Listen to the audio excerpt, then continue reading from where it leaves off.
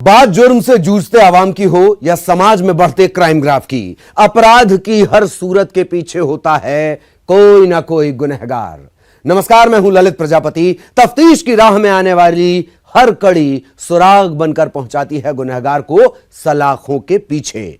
तो आप बने रहिए हमारे साथ, क्योंकि हमारी जुर्म के खिलाफ तफ्तीश लगातार जारी है। कटिहार में एक शख्स ने अपने दोस्त के भरोसे को तोड़कर दोस्ती के चेहरे पर कालिख पोतने का काम किया। उस शातिर शख्स ने चकमा देकर अपने दोस्त के मोबाइल से ऑनलाइन ट्रांजैक्शन के जरिए बैंक अकाउंट से तकरीबन 16 लाख रुपए खर्च कर जेवरात खरीदे। हालांकि आरोपी को कटिहार पुलिस ने गिरफ्तार कर लिया है। आरोपी ने कैसे अपने 5 साल पुराने मित्र की दोस्ती के भरोसे का गलत फायदा उठाते हुए उसे अपना शिकार बनाया, और फिर कैसे खुल गई पूरी वारदात की कलई, देखिए तफ्तीश में। कटिहार में दोस्ती की मर्यादा कलंकित। दोस्त के खाते से करीब 16 लाख उड़ाया। ऑनलाइन ट्रांजैक्शन के जरिए खरीदे गहने। दोस्त की मोबाइल से किया पैसे का भुगतान। कटिहार पुलिस के हत्थे चढ़ा आरोपी दोस्त।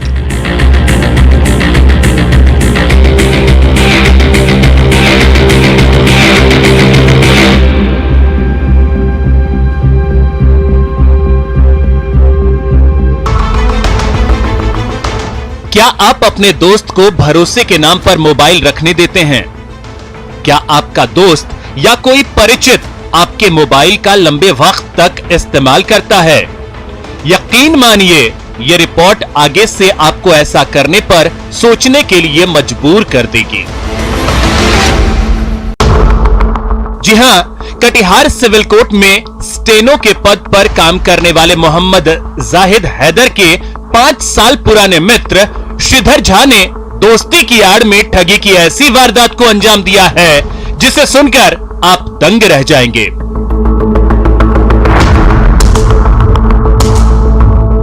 दरअसल 3 अगस्त को जाहिद हैदर अपने मित्र श्रीधर झा की गाड़ी ड्राइव कर रहे थे और दोनों कहीं जा रहे थे।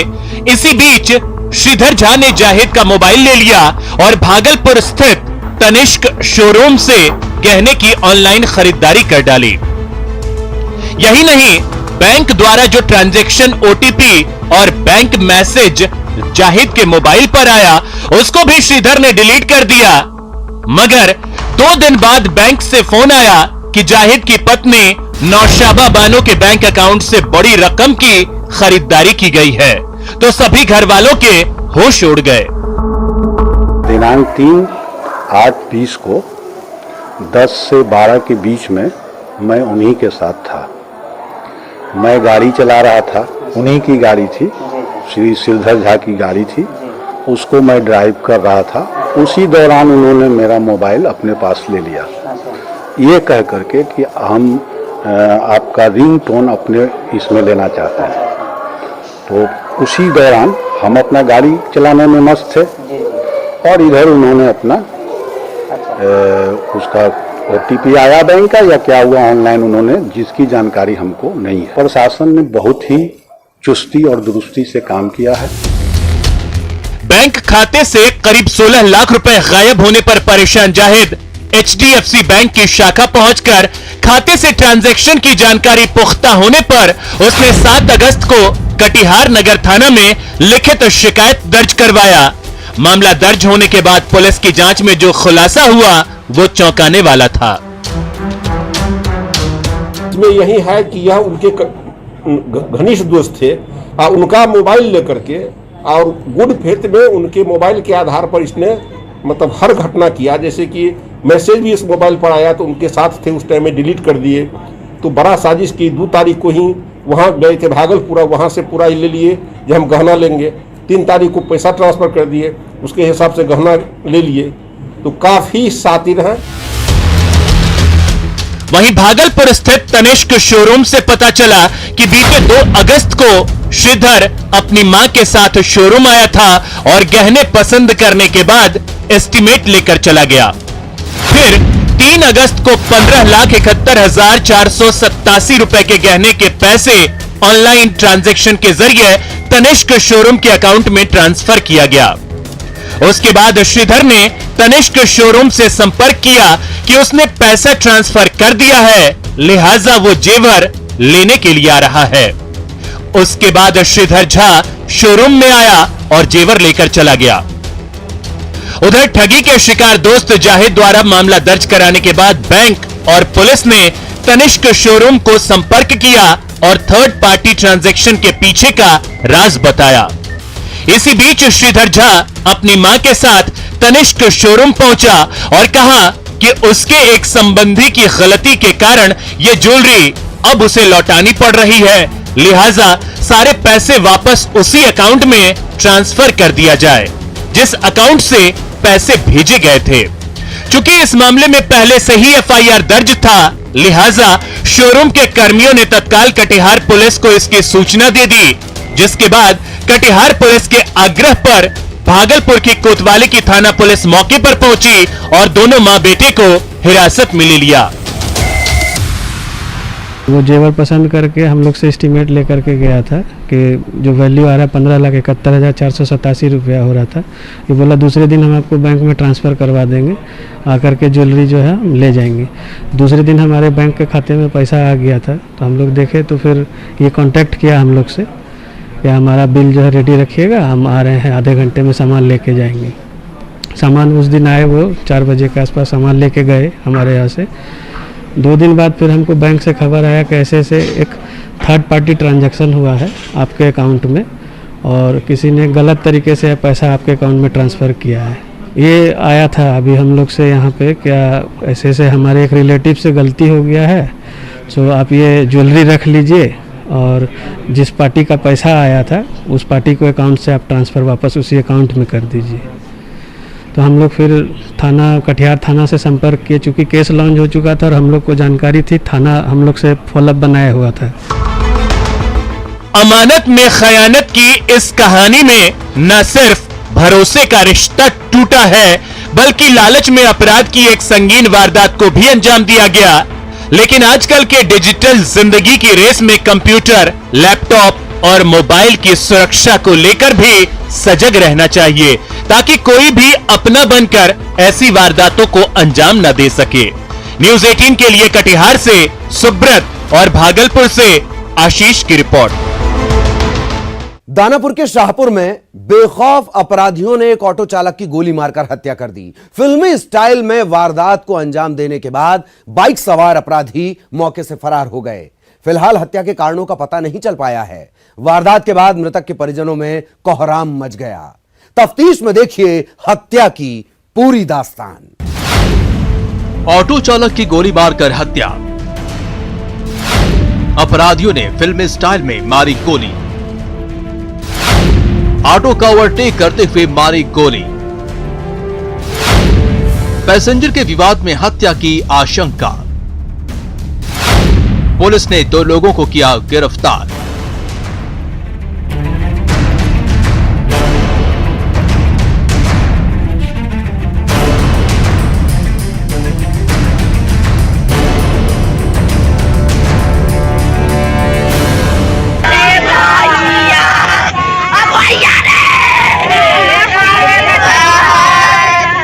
दानापुर में अपराधियों ने फिल्मी स्टाइल में ऑटो को ओवरटेक कर चालक की गोली मारकर हत्या कर दी। घटना शाहपुर थाना क्षेत्र के मुरारचक के पास की है। ऑटो चालक साजन यादव उर्फ गुल्ला राय दानापुर स्टैंड से सवारी लेकर शिवाला की ओर जा रहा था। गुल्ला राय का साथी ऑटो चला रहा था। बाइक पर सवार 2 अपराधी ऑटो का पीछा कर रहे थे। मुरारचक के पास बाइक सवार अपराधियों ने ऑटो के पास आकर गुल्ला के कनपट्टी में गोली मार दी। गोली मारने के बाद बाइक पर सवार 2 अपराधी फरार हो गए। गोली लगने से गुल्ला की मौके पर ही मौत हो गई। साजन यादव उर्फ गुल्ला राय का शव लेकर जब उसका साथी मुबारकपुर कृषि फार्म पहुंचा तो गुल्ला के परिजनों में कोहराम मच गया। गाड़ी लेके गए रहती चलावे, गाड़िया चलावे, पैसेंजर भरला ही एक पैसेंजर उतार गले आगे मैं मटकिया के दूसरा से गाड़ी पर मार देले। हकरे रामा से कुछ दिन पहले लड़ाई हुआ था। मृतक गुल्ला राय की मां का कहना है कि 4 दिन पहले पैसेंजर चढ़ाने को लेकर विवाद हुआ था। पास के ही रहने वाले राजकुमार और रणधीर ने गुल्ला को जान से मारने की धमकी दी थी। डर से साजन यादव उर्फ गुल्ला 4 दिनों तक घर से नहीं निकला था। बीते रविवार को अपने एक साथी के साथ ऑटो लेकर गया था। उसी दौरान अपराधियों ने उसे गोली मार दी। गुल्ला की मां का कहना है कि गुल्ला की हत्या के बाद से राजकुमार और रणधीर घर से फरार हैं। पुलिस ने मामले में कार्रवाई करते हुए 2 लोगों को गिरफ्तार किया है। हालांकि गुल्ला की मां का कहना है कि राजकुमार और रणधीर की गिरफ्तारी नहीं हुई है, वो दोनों अभी भी फरार हैं। से गएलन 4 बजे नहा के गएलन, कपड़ा पहन के। दोसर ड्राइवर गाड़ी चलावत रहे। बबुआ से राखी बंधन के दिन मुँह ठेठी कैले रहे, पुनवासी के दिन कहला कि 4 दिन के अंदर में तोरा उठा ले। बबुआ 4 दिन से घरवे में सुतल रहन। काले गएलन गरिया लेके, बबुआ के कालुए लूट ले खो बेटा राजकुमार रणधीर। जमसौता मान पर उधर गए हुए, वहाँ घटना घटी। उसके बाद ड्राइवर जो है सो ला करके यहाँ पहुँचा है। क्या घटना घटी है? वहाँ गोली मार दिया गया। गोली मार दिया कि माथा में, सर में गोली लगा हुआ है। उसके सर में गोली लगा और उसके बाद जो है तो ड्राइवर चालक ही तो डेड बॉडी को लेकर के टेम्पू लेकर के कृषि फार्म के गेट पर ला करके छोड़। फिलहाल ये स्पष्ट नहीं है कि साजन यादव उर्फ गुल्ला राय की हत्या किसने और क्यों की है। गुल्ला की मां जरूर ये आरोप लगा रही है कि पैसेंजर विवाद में उसकी हत्या हुई है। वैसे स्थानीय पुलिस पूरे मामले की गहनता से जांच कर रही है। उम्मीद है पुलिस जल्द इस मामले का उद्भेदन करते हुए हत्यारों को गिरफ्तार करने में कामयाब होगी। न्यूज़ 18 के लिए दानापुर से अमरजीत शर्मा की रिपोर्ट। जमुई में एक बुजुर्ग किसान की पीट कर हत्या कर दी गई। घटना का कारण पटवन को लेकर हुआ विवाद बताया जा रहा है। परिजनों ने गांव के ही 6 लोगों पर हत्या का आरोप लगाया है और घटना के बाद से सभी आरोपी फरार हैं। फिलहाल पुलिस इस पूरे मामले की छानबीन में जुटी है। क्या है यह पूरा मामला, देखते हैं तफ्तीश में। बुजुर्ग किसान की निर्मम हत्या। हत्या से इलाके में हड़कंप। कुदाल और लाठी डंडे से पीट कर हत्या। गांव के ही 6 लोगों पर हत्या का आरोप। घटना के बाद सभी आरोपी फरार। आरोपियों की गिरफ्तारी की मांग।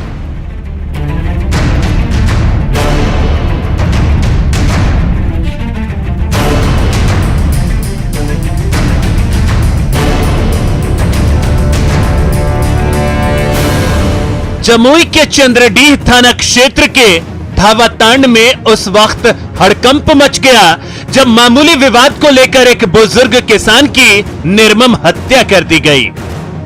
मृतक के परिजनों ने गांव के ही टहलू साहु समेत उनके परिवार के 6 सदस्यों पर हत्या का आरोप लगाया है।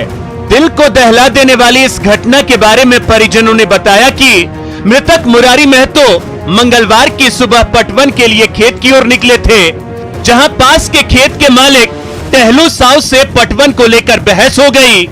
विवाद इतना बढ़ गया कि टहलू साहु और उसके परिवार वालों ने मिलकर मुरारी महतो की कुदाल और लाठी डंडे से पीट कर निर्मम हत्या कर दी।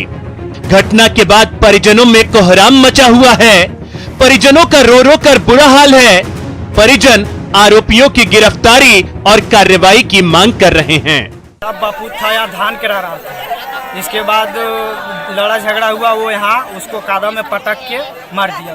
नाम है एगो टालू शाह, प्रकाश शाह, राजू शाह। घटना की खबर जंगल में आग की तरह फैल गई और देखते ही देखते घटना स्थल पर लोगों की भारी भीड़ उमड़ पड़ी। घटना की सूचना के बाद मौके पर पहुंची पुलिस ने शव को अपने कब्जे में लेकर उसे पोस्टमार्टम के लिए भेजा और मामले की छानबीन शुरू की। थानाध्यक्ष ने बताया कि पटवन को लेकर हुए विवाद में इस घटना को अंजाम दिया गया है। जल्द ही आरोपियों को गिरफ्तार किया जाएगा। ऐसा सुनने में आया कि जमीन में पानी को निकासी को लेके विवाद हुआ था, जिसमें कि एक वृद्ध व्यक्ति को किसी ने मार दिया है। पीड़ित पक्ष द्वारा अभी कोई आवेदन नहीं दिया गया है। आवेदन देने पर यथाशीघ्र कार्रवाई की जाएगी। जो अभियुक्त है उसकी गिरफ्तारी बहुत जल्द कर लिया जाएगा। मामूली विवाद में बुजुर्ग की हत्या से इलाके के लोग भी सकते में हैं। परिजन आरोपियों की गिरफ्तारी की मांग कर रहे हैं। हालांकि पुलिस ने आरोपियों की जल्द गिरफ्तारी का भरोसा दिलाया है। ऐसे में देखना यह होगा कि आखिर कब तक फरार आरोपियों की गिरफ्तारी संभव हो पाती है और पीड़ित परिजनों को न्याय मिल पाती है। न्यूज़ 18 के लिए जमुई से केसी कुंदन की रिपोर्ट। अब वक्त हो चला एक ब्रेक का, हम जल्द हाजिर होते हैं। देकर पुलिस को खुली चुनौती दे रहे हैं।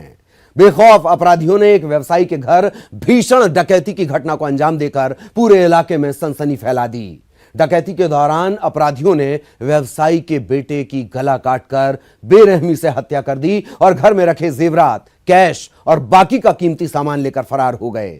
वारदात के बाद घर के सदस्य सदमे में हैं। तफ्तीश में देखिए नवादा के बेखौफ अपराधी। नवादा में बेखौफ अपराधियों का तांडव। डकैती के दौरान व्यवसायी के बेटे की हत्या, धारदार हथियार से काटकर मौत के घाट उतारा। व्यवसायी को भी पीट पीट कर किया अधमरा। परिचितों पर ही वारदात को अंजाम देने का शक। छानबीन में जुटी पुलिस और एफएसएल की टीम।